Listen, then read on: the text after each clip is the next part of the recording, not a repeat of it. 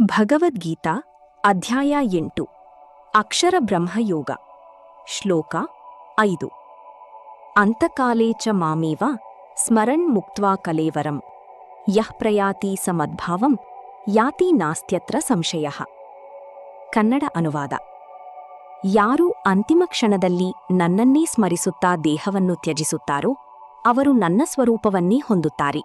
ಇದರಲ್ಲಿ ಯಾವುದೇ ಸಂಶಯವಿಲ್ಲ. ಅರ್ಥ: ಈ ಶ್ಲೋಕದಲ್ಲಿ ಶ್ರೀಕೃಷ್ಣನು ಅಂತಿಮ ಸ್ಮರಣೆಯ ಮಹತ್ವವನ್ನು ವಿವರಿಸುತ್ತಾರೆ. ಜೀವನದ ಕೊನೆಯ ಕ್ಷಣದಲ್ಲಿ ಮನಸ್ಸು ಯಾವ ದಿಕ್ಕಿನಲ್ಲಿ ನೆಲೆಸಿರುತ್ತದೆಯೋ ಅದೇ ಜೀವಿಯ ಗತಿಯನ್ನು ನಿರ್ಧರಿಸುತ್ತದೆ.